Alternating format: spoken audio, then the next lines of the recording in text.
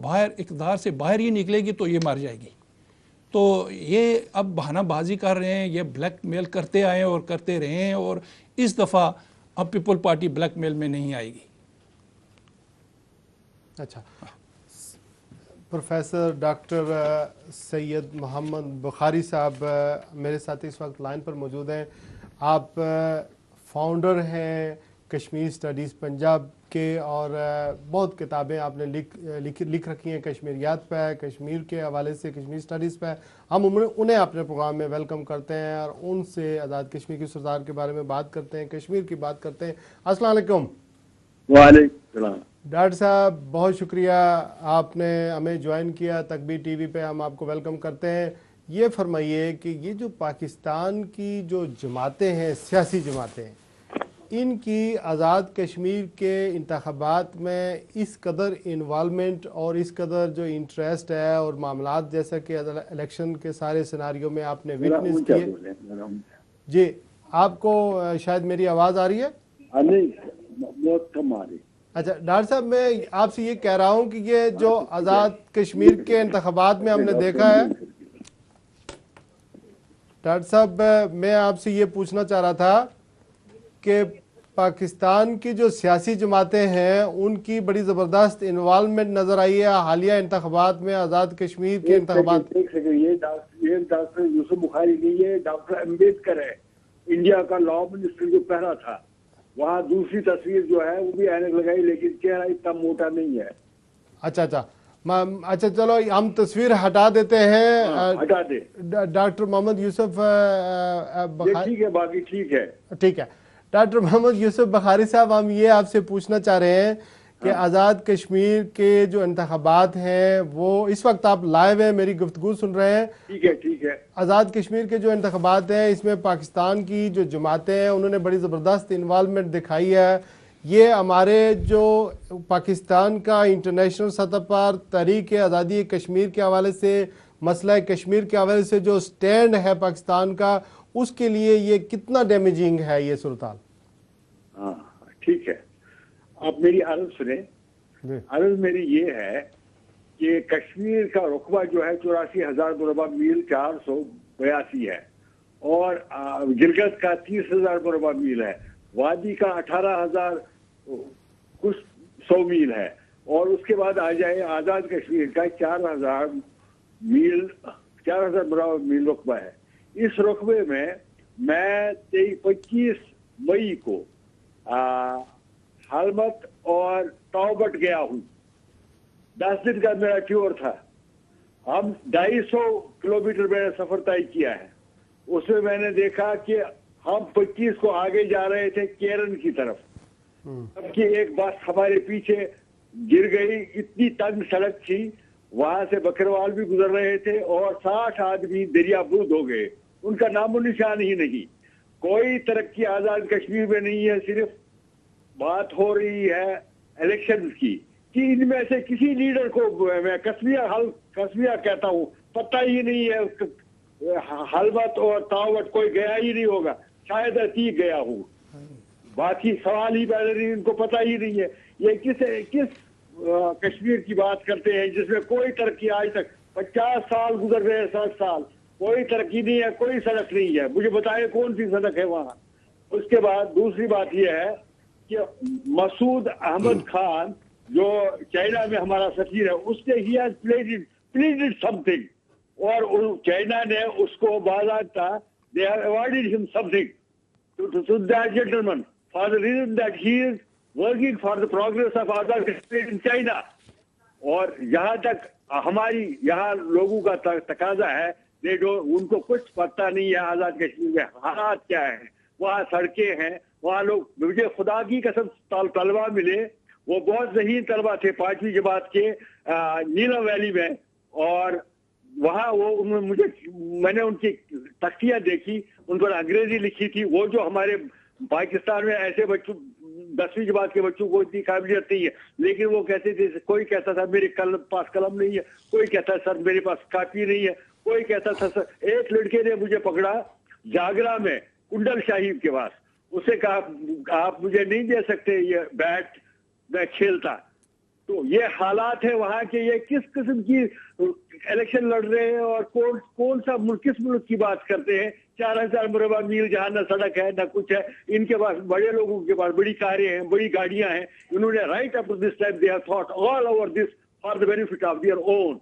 क्या इन लोगों को नसीहत नहीं मिलती? हम इस वक्त लंदन में हैं, यहाँ कोई प्रोपेगेंडा होता है इलेक्शन के दौरान?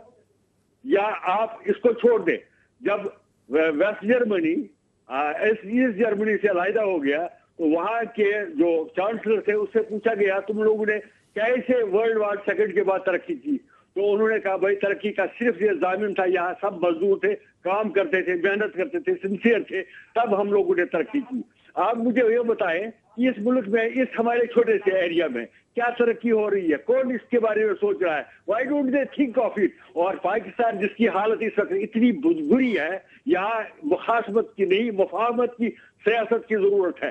कौन सोचता है क्या हो रहा है? रोज लोग मर रहे हैं, they don't think of it. All of us, और हम लोगों को ये सोचना चाहिए कि किस तरीके से हम इस मुल्क की, इस शोरी ज़दा मुल्क की हालत को ठीक करें, बजाय इसके कि हम सोच रहे हैं इलेक्शन लड़े। वो आप ये नहीं सोचते कि कितने करोड़ों रुपए, अरबों रुपए खर्च हो जाएंगे, कितनी तबाही बचती है, कितने लोग मर गए।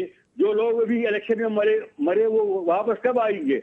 और उनके घरों की हालत क्या होगी?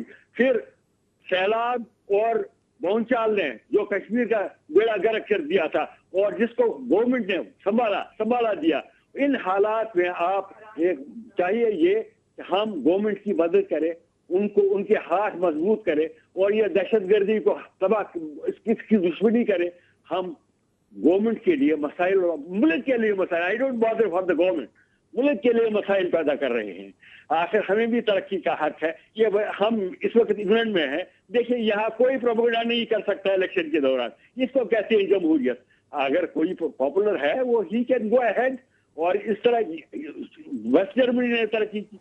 मसला ये है कि हम लोग एक दूसरे की पगड़ी उछालने में लगे हैं। We must come back, we must be a human being, we must be very sympathetic to our country. मुझे बड़ा दुख होता है जब ये रोजाना। बहुत बहुत शुक्रिया डॉक्टर सैयद मोहम्मद यूसुफ बुखारी साहब। इंशाल्लाह आइंदा प्रोग्रामों में आपसे बात होती रहेगी। राजा यास खान साहब, मैं आपके पास वापस आता हूँ। आज़ाद कश्मीर के अंदर नून लीग का क्या मुस्तकबिल है? इलेक्शन में तो हमने देख लिया कि कोई खातर खा कामयाबियाँ हासिल नहीं हुई हैं, मुस्तकबिल क्या है? वैसे शिराज साहब, मैं आपको ये बताऊं कि मुस्लिम लीग का मुस्तकबिल आज़ाद कश्मीर में इंशाअल्लाह ताला, ये इलेक्शन तो कंप्लीट हो गए ना, पीपल्स पार्टी ने तो करवा दिए हैं। पाकिस्तान में ये हुकूमत नहीं रहेगी जो मैं देख रहा हूँ, जो जिस सिनारियो में मामला चल रहे हैं, आप भी समझते हैं। सारे लोग यहाँ बरतानिया में बैठे हुए हैं, किसी थर्ड वर्ल्ड कंट्री में नहीं बैठे हुए, हमें सब कुछ नज़र आ रहा है।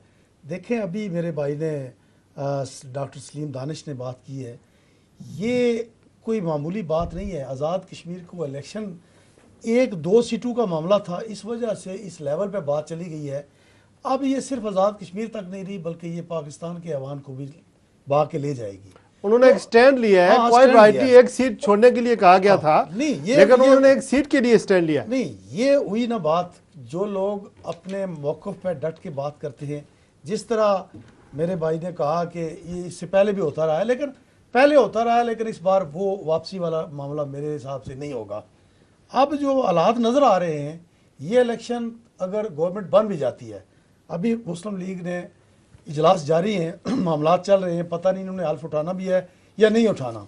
अगर ये मुतफिका तौर पर, मसलन मैं ये समझता हूँ कि सरदार अतीक खान साहब ने जिस वजह से पीपल्स पार्टी के साथ हाथ बढ़ाया था, उनके साथ मामला चलाए थे, वो ये समझ रहे थे कि मैं शायद ऐसी कुव्वत, तीसरी कुव्वत बन के सामने आऊँगा, मेरी सीटें वो ले कर कुव्वत कंप्लीट करेंगे। अनफॉर्चुनेटली उनको अंदाज़ा नहीं था कि इनके साथ चलने वाले, जो भी इनके साथ चला है, उसको उन्होंने डसा है। तो इस हवाले से देखे, मुस्लिम लीग नून ये इनके साथ चली है, उसके साथ उन्होंने क्या असर किया है। इसी तरह MQM चली है, उसके साथ इन्होंने क्या असर किया है। अब सरदार अतीक खान साहब को ये अंदाज़ा हो गया होगा कि इनके साथ चलने से फ़ायदा क्या हुआ है। और ये कुछ ज़्यादा दिनों की बात नहीं थी। राजा फारूक हैदर खान वज़ीर आज़म और 4 महीने रह जाते तो क्या फ़र्क पड़ता। ये सीन काफ वाला मामला तो हल हो जाता था। अब ये तीर हाथ से निकल गया है और ये अब पहले तो सीन कहाँ बनती थी, मुजाहिद अव्वल इन्वॉल्व हो गए, सिकंदर साहब इन्वॉल्व हो गए, कोई तीसरा कूत इन्वॉल्व हो गई, वो सुलह करवा देते थे। अब ये भागडोर चली गई है पाकिस्तान में। नवाज शरीफ साहब ने पार्टी बनाई है, आपको भी पता है, मुझे भी पता है कि किस तरह बनी है। तो अब ये मामला हल होने वाला नहीं है।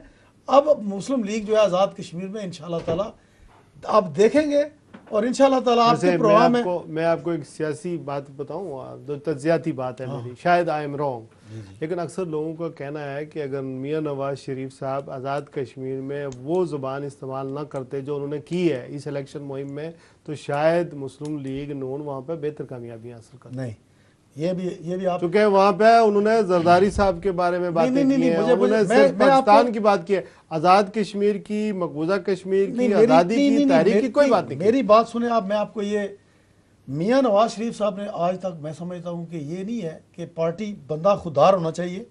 हम सियासत करते रहे, आप जानते हैं हमें, खुददारी से अगर रोटी मिलेगी, ये रोजगार मिलेगा, ना लुटे पुटे जलजला जदगान वाले लोगों को कुछ नहीं। अगर आज पीपल्स पार्टी का दौर है, अगर खुददार लोग जो है वो आते तो आरफ केरवी आज उस सीट के लिए उम्मीदवार होता, या जो यहाँ लोग काम करने वाले हैं वो होते। इसी तरह मुस्लिम कॉन्फ्रेंस के दौर में भी ये मामला चलते रहे। लेकिन एक बात मैं आपको सही बताता हूँ कि नवाज शरीफ ने कभी इस हवाले से बदतमीजी का लफ्ज यूज नहीं किया कभी भी। मुशर्रफ जुबान इस्तेमाल किया। लेकिन एक कॉलर है, शायद आप ही से बात करना चाह रहे हैं। अस्सलाम वालेकुम। वालेकुम सलाम शिराज भाई, मकसूद से सीधा अर्ज कर रहा हूँ वाटफोर्ड से। जी शाह जी, बिस्मिल्लाह। मेरा आपके पैनल से एक सवाल है जी कि हमने चंद जुमले रटे हुए होते हैं, हम जमहूरियत पर यकीन रखते हैं, हम अवाम की नुमाइंदा जमात हैं, हम जमहूरी अक़दार और अमल को जारी रखने के लिए कोशिश कर रहे हैं, और हाल ये है कि पुरअमन और मीडिया के सामने इंतखाबात होते हैं तो हम दर्जन भर कुर्बानियां दे देते हैं और एक वाज़े और बड़ी कामयाबी के बाद धांधली का ढोल पीसते हैं ता वक्ते के दूसरा इलेक्शन न हो जाए। ये कैसी जमहूरियत है जो आपके लिए तो अमृत और दूसरों के लिए ज़हर कातिल हो। मेरा दूसरा सवाल यह है कि जब मकदर खानदान नहीं थे तो हमारे मुल्क के मामलात कैसे चलते थे। बहुत मेहरबानी जनाब, डायरेक्ट आपके पास आता हूँ। देखें जी, ये तो पाकिस्तान में इलेक्शन हो या आज़ाद कश्मीर में इलेक्शन हो, वही रटी रटाई मकसूद शाह साहब बात कर रहे हैं, वही रटी रटाई बातें हैं, वही कोई दावे हैं, वही कोई नई चीज़ नहीं है। हाँ, नई चीज़ कैसे होगी? जब नए लोग आएंगे तो कुछ नई बात होगी। अगर वही लोग आएंगे तो वही बात होगी। जैसे आप इन्होंने बात की है कि नवाज शरीफ साहब ने बड़ी मुअज़्ज़ज़ लैंग्वेज इस्तेमाल की है। मैं शायद उस मकाम पे नहीं हूँ कि मैं उनके लिए कोई ऐसी कमेंट कर सकूँ, लेकिन एक बात है कि जैसे सैयद मकसूद शाह साहब नहीं गिलानी साहब ने जैसे जाके वहाँ पे तकरीरें की हैं, और जैसे नवाज शरीफ साहब ने वहाँ पे तकरीरें की हैं, तो मुझे ऐसे बू आ रही थी जैसे गिलगित बल्तिस्तान में उन्होंने किया, ऐसे कुछ आज़ाद कश्मीर में भी करने जा रहे हैं। देखें, ये आज़ाद रियासत जम्मू कश्मीर है, इसकी एक अपनी हिस्ट्री है। 250 साल इसकी पुरानी बुट शाह के दौर में ये जो है ना 250 साल कश्मीरियों ने हुकूमत की है। तो आप उसको प्लीज़ खुदारा उसको एक रियासत के तौर पे काम करने दें, आज़ाद रखें उसको पाकिस्तान की सियासत में ना लेके आएँ। आप पाकिस्तान की सारी सियासत लेके आज़ाद कश्मीर में चले गए हैं। हमारा आज़ाद खिता आप देखें, अल्हम्दुलिल्लाह आज वहाँ पे कोई दहशत गर्दी नहीं है। वहाँ पे भाई एक दूसरे को भाई समझते हैं। वहाँ पे मैं समझता हूँ इन लोगों ने उनको बरादरियों में जकड़ दिया है, उन लोगों के दिलों में एक नफरत का बीज बो दिया है। बरादरियों में तो बड़ी बरादरियों वाले ने झगड़ा था, लेकिन अब पाकिस्तान की जो उन्होंने भी जकड़ दिया और कशीदगी में इजाफा हुआ। आज पीपल्स पार्टी जाके वो आज़ाद कश्मीर में मसलत हो गई है। आज नवाज शरीफ साहब जाके वो आज़ाद कश्मीर में डायरेक्ट मुलव्वस हो गए हैं, तो फिर आज़ाद वो रियासत का तकद्दुस तो बहाल नहीं रहा, उसका आज़ाद और जो तशख़्ख़ुस था वो बरकरार नहीं रहा। एक कॉलर से बात कर लेते हैं। अस्सलाम वालेकुम। जी वालेकुम सलाम। आज़ाद शहजाद साहब, मैं आपको मुबारकबाद पेश करता हूँ कि आपने कुछ चेहरे पुरानी जमातों के लाए हैं। हेलो जी जी जी जी, आपकी आवाज आ रही है। कुछ पुरानी जमातों के कुछ चेहरे लाए हैं, और इन चेहरों से मालूम ऐसा होता है कि ये मुसलमान की जो कामयाबी है वो बर्दाश्त नहीं कर सकता। 50 या 60 साल मुस्लिम कॉन्फ्रेंस में कश्मीरियों को लूटा है, वो लूट के बाद आज इनके दिल अभी रजे नहीं है।